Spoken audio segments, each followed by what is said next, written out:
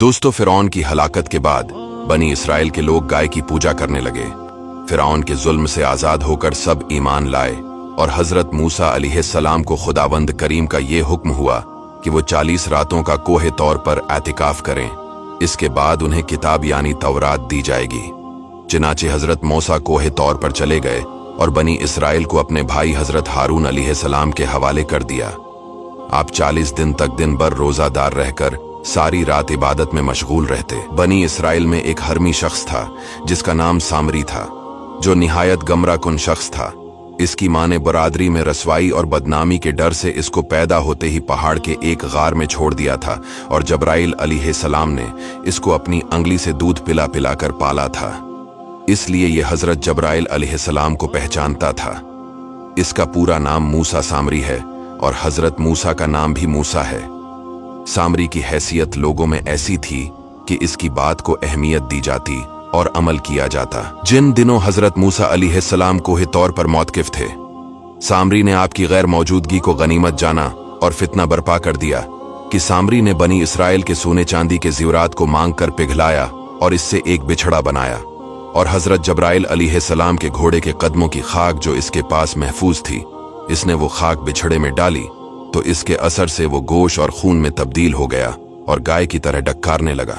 फिर सामरी ने बनी इसराइल से ये कहा कि ए मेरी कौम, हजरत मूसा अलैहिस्सलाम कोहे तौर पर खुदा के दीदार के लिए तशरीफ ले गए हैं।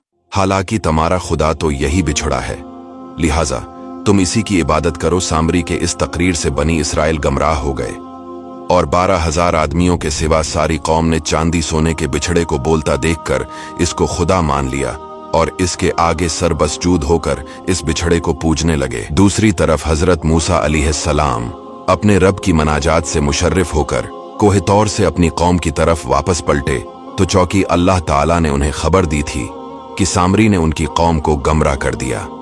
40 दिनों के बाद हजरत मूसा अलैहिस्सलाम खुदा से हम कलाम होकर और तौरात शरीफ साथ लेकर बस्ती में तशरीफ लाए और कौम को बिछड़ा पहुंचते हुए देखा तो आप पर बेहद गजब और जलाल तारी हो गया। आपने जोश गजब में तौरात शरीफ को जमीन पर डाल दिया और अच्छे भाई हजरत हारून अलैहिस्सलाम की दाढ़ी के बाल पकड़कर घसीटना और मारना शुरू कर दिया और फरमाने लगे कि क्यों तुमने इन लोगों को इस काम से नहीं रोका। हजरत हारून अलैहिस्सलाम की माजरत सुनकर हजरत मूसा अलैहिस्सलाम का गुस्सा ठंडा पड़ गया। इसके बाद आपने अपने भाई हजरत हारून अलैहिस्सलाम के लिए रहमत और मगफिरत की दुआ फरमाई। इसके बाद मूसा अलैहिस्सलाम सामरी की तरफ मुतवज्जा हुए और फरमाया, ए सामरी, तूने ऐसा क्यों किया? सामरी ने कहा, मैंने वो देखा जो लोगों ने न देखा, तो मैंने जब्राइल अलैहिस्सलाम के निशान से एक मिट्टी भर ली, फिर इसे डाल दिया और मेरे नफ्स ने मुझे यही अच्छा करके दिखाया। सामरी की बात सुनकर हजरत मूसा अलैहिस्सलाम ने इससे फरमाया, तो चला जा, पस बेशक जिंदगी में तेरे लिए ये सजा है कि तो कहेगा न छोना, और बेशक तेरे लिए एक वादा का वक्त है जिसकी तुझसे खिलाफत वर्जी न की जाएगी।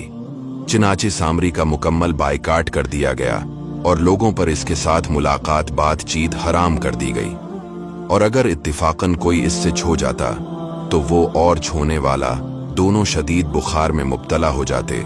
वो जंगल में यही शूर मचाता फिरता था कि कोई मुझे न छुए, और वो वहशियों और दरंदों में जिंदगी के दिन इंतहाई तलखी में गुजारता रहा।